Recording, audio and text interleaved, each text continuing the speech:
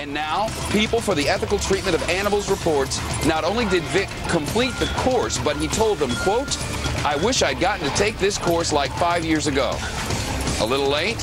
Well, it depends on your motive now, doesn't it? What you're trying to accomplish. Now there's word Vick might do a public service announcement for Peta. Fox News alert. Look out for airborne donkeys and pigs.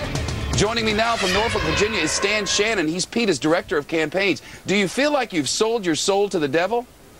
Absolutely not, Shepard. Let me clear a couple of things up. First of all, this report that Michael Vick is doing a public service announcement for Peta, we don't have any idea where that came from, but there's no truth to the matter. What about the class? The class, well, that's what we're here to talk about. And we want to be very clear that we still feel that Michael Vick needs to go to jail for a long time, as most Americans do.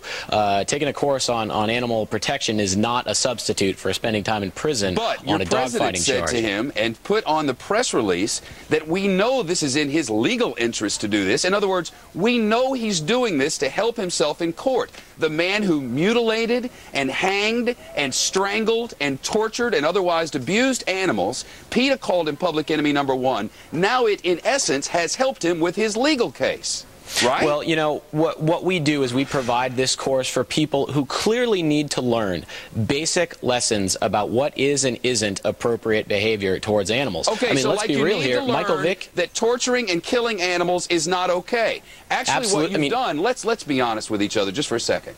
You've helped him with your legal case. The president of your organization says it right here on this news release. That's absolutely not what we've done here. We got to be honest about this. Michael Vick is not going to spend the rest of his life in prison.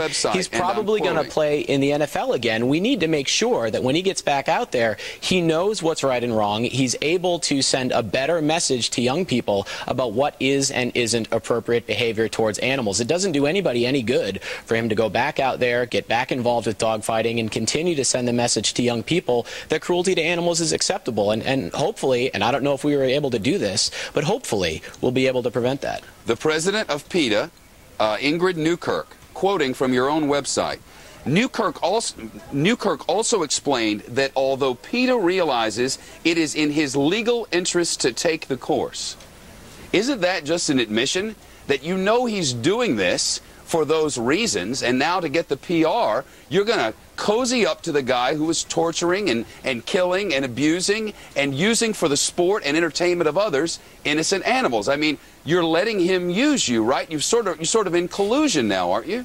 Absolutely not. I mean, we can't speculate as... What does Ms. Newkirk mean when she says Peta realizes it is in his legal interest to take Peta's course?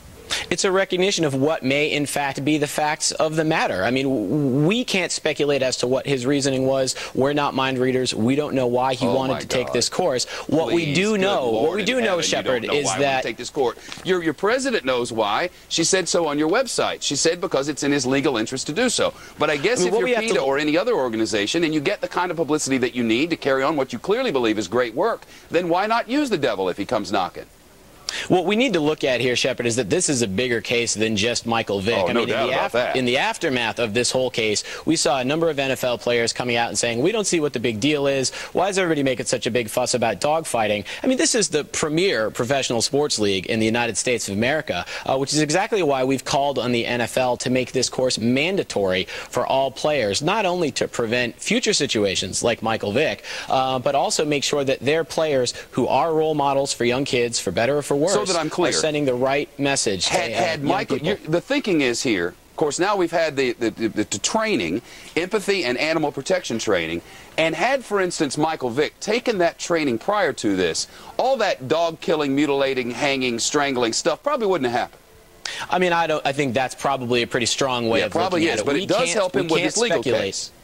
I mean, it may or it may not, and all we are recommending to the judge, we are making it very clear, Peta hasn't changed his position on this matter. Michael Vick needs to spend a lot of time in prison. We will testify to the judge to that effect. Right. We have let him know that that's our position in this matter. That hasn't changed. Okay, that hasn't changed, except your president admits you're helping him with his legal case. So I can see you want to have it both ways, and I don't blame you. Michael Shannon, Dan Shannon, I apologize. Peta's assistant director of campaigns. I'm sorry, Dan.